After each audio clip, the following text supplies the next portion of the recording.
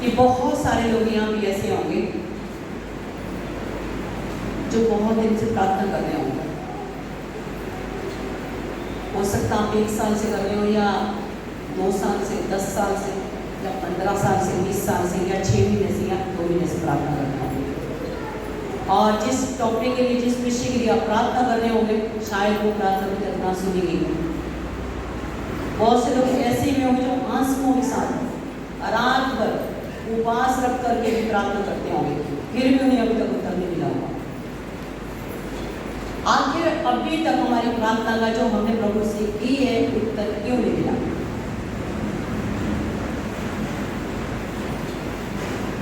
क्या परमेश्वर हर प्रार्थना जो हम उससे करते हैं सुनता है? आज हम बाइबल से देखेंगे कि बहुत सारी प्रार्थना हमारे प्रभु ने क्यों नहीं सुनी, कि रीजन क्या था। यहाँ पे हर एक जन, जितने यहाँ बैठे, हम सब लोग, हम डेली प्रार्थना करने वाले लोग हैं। हर व्यक्ति, चाहे वो छोटा बच्चा हो, बच्चे भी आज प्रार्थना करते हैं, हम सब लोग प्रार्थना करने वाले हैं। फिर भी हमारी लाइफ में बहुत सारी परेशानियां दिखते रहती हैं कि प्रभु सुनता नहीं है। इसका रीजन क्या है? और प्रभु तो कहता है, वो प्रार्थना को सुनने वाला परमेश्वर को कहता है कि मेरी आंखें तुम्हारे मन पे और मेरी कान तुम्हारी विनती की ओर लगे रहते हैं, है ना, बाइबल में लिखा है। अगर उसके कान हमारी विनती की ओर लगे रहते हैं, तो फिर हर प्रार्थना को उत्तर परमेश्वर क्यों नहीं देता? फिर आज भी हम क्यों रो रहे, क्यों स्ट्रेस में, क्यों दुख में, क्यों परेशानी में, क्यों हमारी समस्या का समाधान आज भी नहीं हुआ? क्यों प्रभु ने हमारी जिंदगी से वो दुख, जिस दुख के लिए आप प्रभु के पास आए थे, प्रभु ने दूर क्यों नहीं किए? आज हम बाइबल से देखेंगे। मत्ती की पुस्तक निकालें, पहला रीजन हम पढ़ेंगे यहाँ पे। और कई बार ऐसा होता है कि हो सकता है ऐसा हो कि आप प्रार्थना कर रहे हैं और परमेश्वर तक वो प्रार्थना पहुंच ही नहीं रही, आपके मुंह से तो निकल गई लेकिन परमेश्वर तक पहुंच ही ना रही। मत्ती का हम पढ़ेंगे यहाँ पे 14 और 15, 6 का 14 और 15।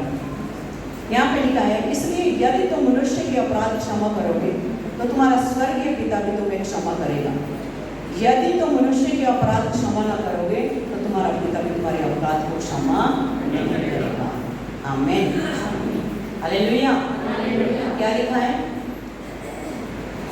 कि हम जो डेली प्रार्थना कर रहे हैं, इतने दुख में, कुछ लोगों की जिंदगी में इतने बड़े बड़े दुख हैं कि उनकी जब मैं दुख सुनती हूँ मुझे खुद को रोना आता है।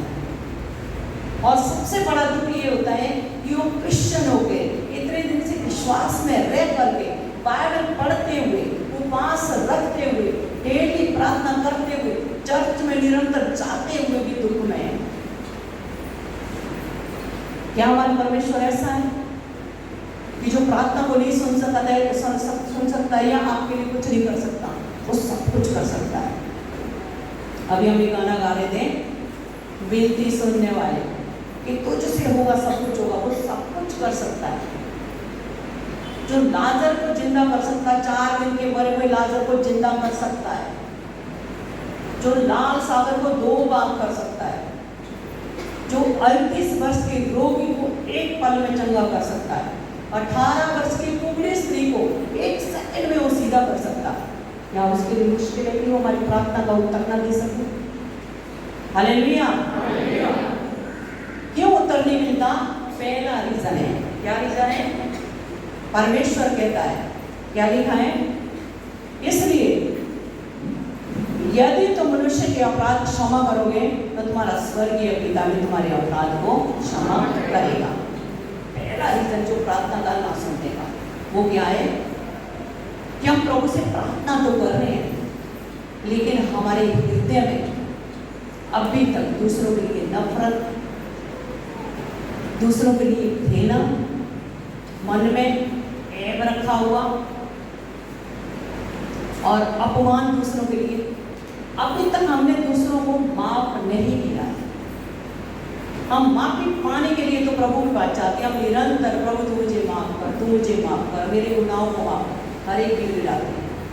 हम अपने अपराध को जानते हैं। दाऊद कहता है कि मेरे पाप मेरी आंखों के सामने रहते हैं। वो जानता है कि मैंने क्या पाप किया है, हर एक को अपने अपने पापों की पता है कि हम क्या पाप करते हैं। हमें हर चीज का पता रहता है कि कहाँ हम गलत हुए। पवित्र आत्मा की अगुवाई करता है, हमें पूरा पता चलता है कि कब हम लेफ्ट राइट हो गए वचन से। ऐसा कोई मनुष्य नहीं है जो नहीं जानते इस बात, हम सब जानते हैं। और हम जानने के बाद हमें पता है क्या करना हो और हम माफी भी मांगते हैं। क्या कभी आपने सोचा जिन्होंने आपका दिल दुखाया, जिन्होंने आपके ऊपर झूठे मुकदमे लगाए, आपको कभी मारा पीटा होगा, उपद्रव किया होगा, आपका लूट सौट की होगी, या आपके ऊपर झूठे इल्जाम लगाए, बहुत कुछ आपके साथ किया है और कई साल हो गए होंगे और अभी तक आपके दिल में उसके लिए नफरत है। हालेलुया। अभी तक आपके लिए, आपके दिल में उसके लिए नफरत है। आपने उसे अभी तक माफ किया ही नहीं। खुद तो आप बड़े बड़े पापों के लिए प्रभु से माफी मांग रहे हैं, लेकिन दूसरों को आप माफ नहीं कर पा रहे। हमारी प्रार्थना का उत्तर ना मिलना पहला रीजन है कि हमने अभी तक अपने कसूरदारों को क्षमा नहीं किया। बहुत बार छोटी छोटी बातों में हम हर्ट हो जाते हैं, छोटी छोटी बातों में हम चिढ़ जाते हैं और हमारे अंदर हमें नहीं लगता कि हम गलती कर रहे हैं या हम नफरत कर रहे हैं इस बंदे से या हमें बुरी लगी, लेकिन मन में कुछ तो हो रहा है। हालेलुया। कोई कुछ कह दे, मन में कुछ जरूर होता है। जब मन में कुछ होता है इसका मतलब है आपका मन साफ नहीं है। हालेलुया। तो हम बड़े यहाँ के साथ प्रभु के पास जाते हैं, परमेश्वर तो हमें माफ कर और हमारी प्रार्थना को सुन। वो कहता पहले तुम अपने कसूरदारों को माफ करो तो मैं तुम्हारी प्रार्थना को सुनूंगा। हालेलुया। वो कहता अगर तुम दूसरों के अपराध क्षमा करोगे तो तुम्हारा स्वर्गीय पिता तुम्हारे अपराध को भी क्षमा करेगा। अगर आप चाहते हो, हम सब लोग चाहते हैं, हम निरंतर हर एक से डेली पाप होता है, छोटे छोटे पाप में हम करते हैं। क्रोध करना पाप है, धोखा देना पाप है, झूठ बोलना पाप है, गुमराह करना और छोटी छोटी चीजें, मुंह से अपशब्द निकले वो पाप है। विश्वासियों के लिए क्या है, हम यीशु मसीह के गाने के ऊपर डांस कर रहे हैं, लग रहा है कुछ भी करें। अब जो फिल्मी दुनिया है वहाँ पे तरह तरह के गाने हैं, नॉनसेंस गाने हैं, कुछ ऐसे गाने हैं कि सुनते हुए शर्म आती है। उसके ऊपर आप एक्टिंग करो या रीले बनाओ, ये भी पाप है। बहुत सारी चीजें हमारी लाइफ में होती हैं, लेकिन परमेश्वर छोटी छोटी बातों को क्या करता, नजरअंदाज करता है। यहाँ पे मत्ती में यीशु मसीह ने साफ एक बात ये बात कही है कि इसलिए यदि तुम मनुष्य के अपराध को क्षमा करोगे तो तुम्हारा स्वर्गीय पिता भी तुम्हारे अपराध को क्षमा करेगा। यदि तुम मनुष्य के अपराध क्षमा न करोगे तो तुम्हारा पिता भी तुम्हारे अपराध को क्षमा नहीं करेगा। यहाँ भी क्षमा नहीं मिलेगी, और जब हमें यहाँ पापों की क्षमा नहीं मिलेगी तो हम स्वर्ग कैसे जाएंगे, ये कभी सोचा है आपने? उस पवित्र परमेश्वर के पास हम तब तक नहीं जा सकते, तब तक हमारा मेल मिलाप उससे नहीं हो सकता, तब तक वो हमारी प्रार्थना को नहीं सुन सकता जब तक हमारे पाप क्षमा ना हुए हो। हालेलुया। अगर आप चाहते हैं कि परमेश्वर हमारे गुनाहों को माफ करें, क्षमा करें हमारे पापों को, तो ये जरूरी है कि आप पहले दूसरों को माफ करें। चाहे आपके पति ने आपको मारा हो या धोखा दिया हो या आपको निकाल दिया या पत्नी ने आपके ऊपर इल्जाम लगाए, जेल में घसीटा हो, बहुत सारी हमारी लाइफ में पड़ोसी रिश्तेदार हो सकते हैं, जान पहचाने हो सकते हैं, नौकरी, बहुत सारी चीजें होती हैं। किसी ने भी कुछ भी कभी किया है, आज समय हमारे पास कि हम पूरी तरह दिल से माफ कर दें। माफ करने का मतलब ये नहीं है कि आप उनके घर जा करके उनसे हिल मिला करके माफी मांगो और वो आपको लात से मार के फिर बाहर निकालें और फिर आपकी बेइज्जती करवाएं। परमेश्वर ये नहीं कहता। परमेश्वर कहता है माफ करो। अगर कभी वो व्यक्ति आपके सामने आ जाए तो आप थोड़ा सा मुस्कुराएं या उसके प्रति कुछ भी आपके मन में विचार ना उठे।